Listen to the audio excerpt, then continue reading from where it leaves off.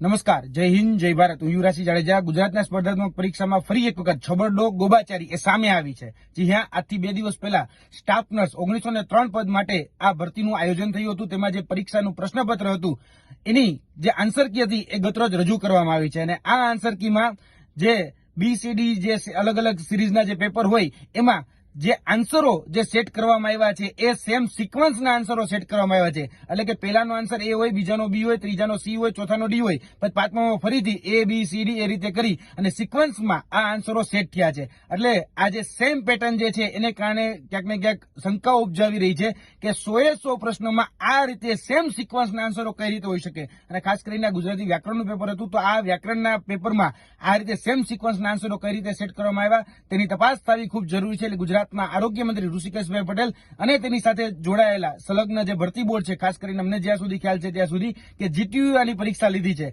તો આ બંનેની તપાસ થવી ખૂબ જરૂરી છે કે ભાઈ સેમ સિક્વન્સમાં આન્સરો કેમ સેટ થવામાં આવ્યા. કેમ કે આ દેખીતી નજરે કોઈ પ્રયોગ કે કોઈ સંયોગ નથી. કેમ કે જો પ્રયોગ કે સંયોગ હોય તો આટલા બધા આન્સરો સેમ સિક્વન્સમાં કે સેમ પેટર્નમાં સેટ થયેલા ન હોય.